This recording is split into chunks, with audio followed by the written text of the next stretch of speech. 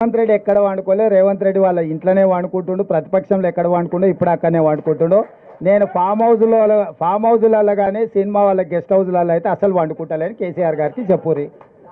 రెండవది మనిషి ఆయన కాళేశ్వరంలో ఒకటో రెండో ఊళ్ళే అండు మేడిగడ్డ అక్కడ పిల్లర్స్ మనిషికి వెన్నెముక ఎట్లాంటిదో అట్లాంటిది. మనిషికి వెన్నెముక ఇరిగింది అనుకో దేనికి వనికిరాడు, ఉన్నాడా అంటే ఉన్నాడా అన్నట్టు అనిపిస్తుంది, మంచం మీద వండి ఉంటాడు.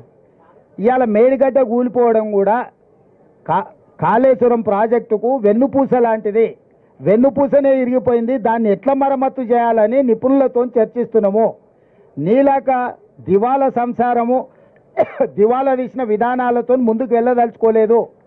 అన్నిటికంటే కింద ఉన్నది ఆయన తెలివి. ఎంత తెలివి అంటే మేడిగడ్డ నుంచి అన్నారంలో పోయామంట. ఆల్రెడీ అన్నారంలో బొక్కబడి నీళ్ళు బయటకు పోతున్నాయి. ఇండ్ల నుంచి ఎత్తి అండ్లకు పోసి అండ్ల నుంచి ఎత్తి పైదానికి పోయడానికి అన్ని బాగిలే ఉన్నాయి కదా. కేసీఆర్ మాటలు తిక్కలోటి తిరణాలకు పోతున్నట్టే ఎక్కడానికి దిగడానికి సరిపోయిందంట. నేను అనేది అదే అంటున్నా, బుర్ర లేకుండా వితండవాదం చేస్తున్నాడు. హైదరాబాద్ నగరానికి తాగడానికే నీళ్లు లేవు, మీరు బోర్లు ట్యాంకర్లు అంటుండు. అసలు బుర్ర ఉందా కేసీఆర్కు? మిషన్ భగీరథ ద్వారా కృష్ణానది జలాలను ఇవ్వాల్సిన దానికంటే ఎక్కువ ఇస్తున్నాం. భూమిలో ఉన్న నీటి టేబుల్స్ పడిపోవడం వల్ల బోర్లు ఎండిపోయినాయి. అంతకుముందు నువ్వు కూడా మధ్యతరగతి మనం నల్లా నుంచి వచ్చే నీళ్లు వంటలకు కానీ మన ఇంట్లో తాగడానికి వాడుకునేది. మన ఇంటి అవసరాలు అంట్లు తోముకోవడానికి స్నానానికి ఇతర అవసరాలకు మన ఇంట్లో ఉండే బోర్ నీళ్లు వాడుకునేది. ఇప్పుడు బోర్ ఎండిపోయింది కాబట్టి ఈ నీళ్లతో పాటు అదనంగా బోరుతో వాడుకునే నీళ్లను ట్యాంకర్లలో కొనుక్కుంటున్నాము. ఇవాళ మేము దాదాపుగా 1000 ట్యాంకర్లతోని ట్యాంకర్ బుక్ చేసిన 12 గంటల లోపలనే ప్రతి వాళ్ళకి నీళ్ళు అందిస్తున్నాము. అభినందించాల్సింది పోయింది, ట్యాంకర్లు వచ్చినాయి అంటున్నాడు. గ్రౌండ్ వాటర్ ఎప్పుడు పడిపోయింది? వర్షాకాలంలో వర్షాలు రాకపోవడం వల్ల ఇప్పుడు గ్రౌండ్ వాటర్ పడిపోయింది.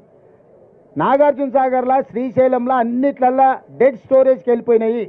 ఆ డెడ్ స్టోరేజ్ నుంచి మనము ఈరోజు నగరానికి తాగునీటి సమస్య తీవ్రతను దృష్టిలో పెట్టుకొని కొన్ని దగ్గరలలో కొంత కష్టమైన రైతులకు కొంత నష్టమైన తాగునీరే మొదటి ప్రాధాన్యత. ప్రపంచ నీటి విధానము నీళ్లుంటే మొదట తాగడానికి, తాగు సాగు విద్యుత్తు పరిశ్రమలు 4 ప్రాధాన్యతలు. ఇప్పుడు తక్కువ నీళ్లు ఉన్నాయి కాబట్టి తాగునీటికే వాటిని పొదుపుగా వాడి ఏప్రిల్ మే జూన్ ఇంకా 90 రోజులు ఉంది ఎండలు. 90 రోజుల కోసము పొదుపుగా చుక్క చుక్క బొట్టు బొట్టు లెక్క కట్టి ప్రతి పేదవాడికి తాగునీటి సమస్య రాకుండా ఉండడానికి, అదేవిధంగా బోర్లు పడిపోయినాయి ఎండిపోయినాయి కాబట్టి ట్యాంకర్ల ద్వారా ఇంటి అవసరాలకు కూడా నీళ్ళు అందించి చిన్న చిన్న చెరువుల మీద ఉన్న తాగునీటి వనరులను కూడా ఇప్పుడు పూర్తిగా రిపేర్లు చేసుకొని తాగనికే నీళ్ళు అందిస్తున్నాము. ఇవన్నీ మేం చేస్తుంటే నువ్వు వ్యవసాయానికి నీళ్ళు ఇవ్వలే, ఎండిపోయినాక ఎందుకు చెప్తున్నావు? మరి అది మొదలుపెట్టినప్పుడే చెప్పుండొచ్చు కదా ఈ సలహా ఏదో. అంటే ఎండిపోయినాక ఇల్లు కాలినాక ఆ మంటల కాడ చలి కాసుకుందామని చంద్రశేఖరరావు ఎదురు చూస్తున్నాడు. ఇప్పుడు నేను అదే చెప్తున్నా, మేడిగడ్డ వాళ్ళ అధికారంలో ఉన్నప్పుడు 3 నెలల ముందే పగిలిందా, కుంగిందా? నీళ్ళు ఎవడో వదిలిండా? మీరు అంతా చూసి వచ్చారు కదా. ఎన్నికలప్పుడు నేను రాహుల్ గాంధీ గారు పోయినప్పుడు చుక్క నీళ్ళు ఉండేనా? నేను శ్రీధర్ బాబు గారు మేము పోయినామా?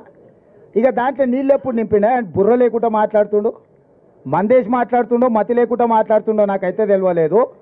ఎప్పుడు పోయింది మేడిగడ్డ? ఆగస్టు సెప్టెంబర్లోనే కదా పోయింది. అది పోయినెంబడే కదా మేడిగడ్డలు ఉన్న నీళ్ళని వాళ్ళే కదా కిందికి వదిలింది. తర్వాత మేడిగడ్డలో నీళ్ళే నింపిండు. డ్యామ్ సేఫ్టీ వాళ్ళు వచ్చి ఉన్నాయి కూడా తొలగించండి అని చెప్పారు కదా. ఇది వదులు, దాని పైన ఉన్న అన్నారం కూడా బొక్కవాటది కూలేటట్టుంది, దాన్ని కూడా నీళ్ళు వదలమని డ్యామ్ సేఫ్టీ వాళ్ళే చెప్పారు కదా. సాంకేతిక నిపుణులు పర్యవేక్షిస్తుంటే కాంగ్రెస్ వాళ్ళు వచ్చి 20 టీఎంసీల కిందికి నీళ్ళు వదిలిండి అంటే ఏమన్నా మతి ఉందానే? ఆయనకు అసహనం ఉంది, నేను ఒప్పుకుంటా. అదేనా ఈయన ఇక ఈ బోడిగాడ ఆయన నైపుణ్యంతో గట్టే గట్ల ఏడ్చింది. మేడిగడ్డ గుంజింది, అన్నారం పగిలింది. అందుకే నిజమైన నిపుణులతో సూచన తీసుకోండి. మాత్రం తెలివితేటలు అవునాయన 5 సార్లు అడిగినాము, 4 సార్లు పర్యవేక్షించారు, వాళ్ళు ఇచ్చిండ్రు. మధ్యంతరం ఇస్తే ఉన్నది కూడా కూలింది అంటే సస్తర్రా మీరు? దాన్ని పూర్తి స్థాయిలో సూచనలు చేస్తామని వాళ్ళు చెప్తున్నారు. మరి ఆ మాట కేంద్ర ప్రభుత్వాన్ని అడగాలి కదా. ఎన్డీఏసీ కేంద్ర ప్రభుత్వ పరిధిలో పనిచేసేది కదా. చంద్రశేఖరరావు మోడీని ఎందుకు అడుగుతలేడు? ఇప్పుడు కేటీఆర్వి అన్ని పోరంబోకు మాటలు, ఊర్లలో ఆవరగాళ్ళు ఉంటారు కదా, చెట్ల కింద కూర్చొని పొంకనాలు కొడుతుంటారు. అంతకు మించి ఏమన్నా ఉందా? కళ్ళు కాంపౌండ్ల కాడ ఇట్లనే మాట్లాడుతుంటారు. ఏ మందుకళ్ళు తాగినాక మా కొడంగల్ నారాయణపేట ఏరియాలో కొంచెం మందుకళ్ళు ఎక్కువ. మందుకళ్ళు తాగినాక పోరలు గిట్లనే కేటీఆర్ చూస్తుంటే నాకు సేమ్ మందుకళ్ళు తాగిన లాగానే కనిపిస్తాడు. అంటే ఒక్క నిమిషం, కాంగ్రెస్కు 40 వస్తాయంటే మోడీకి 400 వస్తాయని ఒప్పుకున్నట్టే కదా. వీడు ఎవరిని సపోర్ట్ చేస్తున్నట్టు? ఎవరికి సపోర్ట్ చేస్తుండు వీడు? రాజు నువ్వు చెప్పు. మాకు 40 వస్తాయి, మోడీకి 400 వస్తాయని చెప్తుండు కదా. మరి నేనేం చెప్తున్నావు? మోడీ వీడు ఒకటే రా నాయన, వీని ఓటు వేస్తే మోడీకి వేసినట్టే అని. పోనీ ఈ మొనగానికి రాష్ట్రంలో 1, 2 ఇస్తే ఎవరికి మద్దతు ఇస్తాడు? మేమైతే లోపలికి రానియం. వాళ్ళకు పడకపోతే ఎవరికి ఇస్తాడు? ఆయనకు ఓటు వేస్తే దండగానే కదా. అంటే వాళ్ళ మాటల వెనకాల ఉన్న మర్మం మీరు ఆలోచన చేయరు. వాళ్ళు ఏంది కాంగ్రెస్కు 40 రావాలని కోరుకుంటారు. ఎందుకంటే వాళ్ళ బాసు మోడీ గెలవాలని. వాళ్ళు మోడీతో అంటగాకి వాళ్ళు బెయిల్ల కోసము, కేసుల నుంచి రక్షణ కోసం ఢిల్లీకి పోయి కాళ్ళు పట్టుకొని వాళ్ళు కప్పం కడుతున్నారు మోడీకి. మా గురించి ఏంది మాట్లాడేది?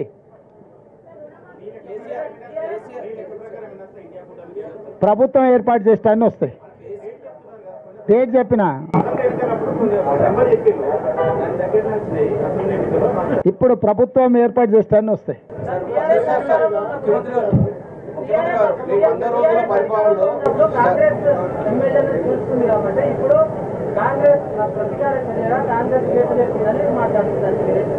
ఇక వాళ్ళే చెప్పాలి, వాళ్ళే చెప్పారు కదా. ఇక మళ్ళీ నేను కొత్తగా చెప్పేదేమో ఏం చెప్పాలి? సార్, కేసీఆర్ ఏమంటారంటే 100 రోజుల పరిపాలనలో 200 మంది రైతులు ఆత్మహత్య చేసుకున్నట్టున్నారు సార్. పేర్లు చెప్పమను, పేరు ఊర్లు ఇవ్వమను, నష్టపరిహారం ఇద్దాం. 200 నెంబర్ చెప్పుడు కాదు, పేర్లు వాళ్ళ వివరాలు ఇవ్వమను. తప్పకుండా ప్రభుత్వం నుంచి వాళ్ళని ఆదుకుందాం. సూటిగా నేను చంద్రశేఖరరావుని అడుగుతున్నా, ఏ రైతు ఏ ఊరు అతని వివరాలు మాకు పంపుండి. నిజంగానే రైతులు చచ్చిపోయి ఉంటే రైతుల పట్ల సానుభూతి ఉన్న రైతు ప్రభుత్వం మాది, ఆ రైతు కుటుంబాలను ఆదుకునే బాధ్యత మాది.